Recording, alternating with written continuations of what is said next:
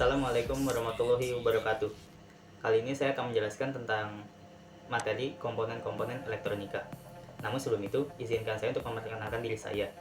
Saya adalah Revio Anaputro dari kelas 10 Multimedia 2. Kali ini saya akan membawakan materi berdasarkan tugas sistem komputer, yang juga dimana materi ini akan menjadi tugas terakhir saya di semester kedua ini pada materi sistem komputer. Kemudian saya akan menjelaskan masuk ke materi, yaitu pengertian komponen elektronika. Komponen elektronika adalah sebuah elemen dasar untuk membentuk serangkaian pada perangkat elektronik dan biasanya akan dikemas dalam bentuk sirkuit diskrit pada terminal penghubung. Setiap komponen elektronik juga akan memiliki fungsinya dalam sejumlah komponen elektronik yang akan bertindak sebagai inhibitor, sebagai filter, dan dapat juga berguna sebagai kontrol pada elektronika. Komponen elektronik terdapat nilai dan tipe masing-masing, sehingga dapat menjalankan fungsinya sesuai dengan apa yang diinginkan dari perancang sirkuit elektronik.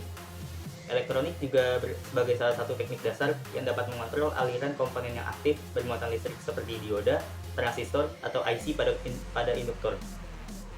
Komponen elektronika dibagi menjadi dua, yaitu komponen elektronika aktif dan komponen elektronika pasif. Komponen elektronika aktif adalah jenis komponen elektronika yang memerlukan arus eksternal untuk dapat beroperasi. Dengan kata lain, komponen elektronika aktif hanya dapat berfungsi apabila mendapatkan sumber arus listrik dari luar atau eksternal. Komponen-komponen elektronika yang digolongkan sebagai komponen aktif adalah dioda, transistor, dan IC atau integrated circuit yang terbuat dari bahan semikonduktor seperti silikon, germanium, selenium, dan metal oxide. Kemudian contoh komponen elektronika aktif seperti yang sudah disebutkan tadi. Yang pertama ada transistor.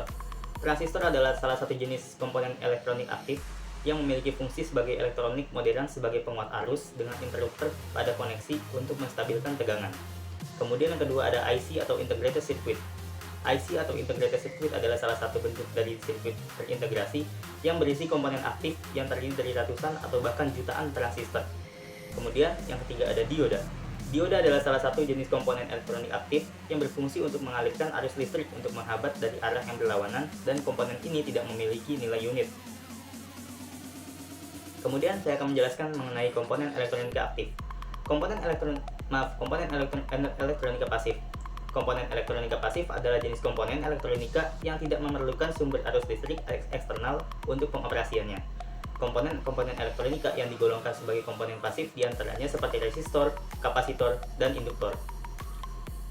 Yang pertama ada resistor.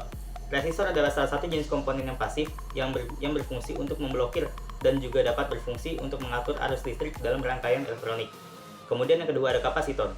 Kapasitor adalah salah satu jenis komponen pasif yang memiliki fungsi sebagai menyimpan energi pada periode sementara dengan nilai kapasitor farad yang dapat digunakan untuk memiliki gelombang radio. Kemudian yang terakhir ada induktor. Induktor adalah salah satu jenis komponen pasif yang memiliki fungsi sebagai mengatur frekuensi, filter dengan perangkat atau alat koneksi dalam nilai induktor Henry. Sebelum saya akhiri materi ini, saya ada sedikit quotes mungkin. Quotesnya itu adalah, semuanya dimulai dari dirimu sendiri.